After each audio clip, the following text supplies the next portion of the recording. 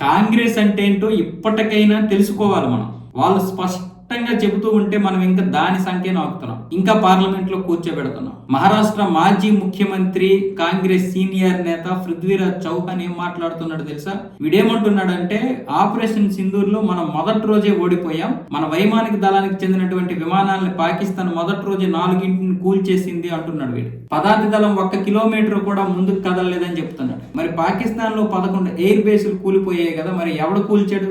వీడి విమానం వెళ్ళి కూల్చిందా? మరి లేకపోతే బ్రహ్మోక్షేపణ వెళ్ళి అక్కడ అంతరార్థాంతం చేసింది కదా, బ్రహ్మోక్షేపణ వెళ్ళి పాకిస్తాన్ కోసాలు కదిలించింది కదా, మరి ఎక్కడికి వెళ్ళింది? ఈ ముట్టులోకి వెళ్ళిందా? ఇలాంటి వెధవలు తీసుకొచ్చి ఇంకా మనం పార్లమెంట్ లో కూర్చోబెడతాం. ప్రభుత్వాన్ని విమర్శించడం నీకు హక్కు ఉన్నది, కానీ సైన్యాన్ని కించపరిచే హక్కు ఎవరికి ఇచ్చింది రాజ్యాంగం? క్షమాపణ చెప్పమంటే నేను చెప్పనంటున్నాను. మళ్ళీ వీటిని తీసుకెళ్లి మనం ఏమొచ్చేసి అక్కడ కూర్చోబెడుతున్నాం. ఇకనైనా ఆలోచించుకోవాలి. ఇలాంటి వెధవల్ని మనం ఇంకా పార్లమెంట్లకి పంపిస్తున్నాం.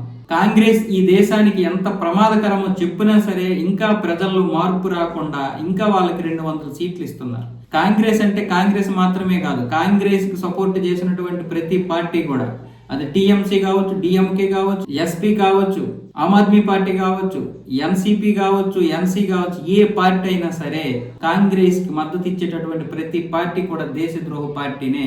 ఆ విధంగానే మనము ముందుకు వెళ్ళాలి. ఇప్పుడు విమర్శించుకో, తప్పేం కాదు. ప్రశ్నించే హక్కు నీకుంది, విమర్శించే హక్కు నీకుంది, కానీ కించపరిచే హక్కు నీకు ఎవడిచ్చాడు? అది కూడా ఆపరేషన్ సింధూర్ లో మన సైన్యం గురించి మాట్లాడే హక్కు నీకు ఎవడిచ్చాడరా? ఇలాంటి వెధవల్ల కదా మనం ఇంకా పార్లమెంట్లకు పంపిస్తున్నాం, ఇంకా ఇలాంటి వాళ్ళని కదా మనం నెత్తినెక్కించుకుంటున్నాం. ఇకనైనా సిగ్గు రావాలి. కాంగ్రెస్ ఇంకా 3 రాష్ట్రాల్లో ఉంది, అది మన దౌర్భాగ్యం. వీళ్ళు వందే మాత్రం పాడరు, జై పాకిస్తాన్ అనే నినాదాలతో ఉంటారు. స్వతంత్ర సమర యోధులకి విలువివ్వరు, జాతీయ భావజాలం ఉండదు, హిందువులంటే వీళ్ళకి మంట, హిందువులు 2 పిల్లలే కనాలంటారు, ఎక్కడ లేని చట్టాలన్నీ వ్యతిరేకంగా మనకు తీసుకొస్తారు. ఇలాంటి వాళ్ళని ఇంకా నెత్తినెక్కించుకుంటున్నాం మనం, దౌర్భాగ్యం కాకపోతే.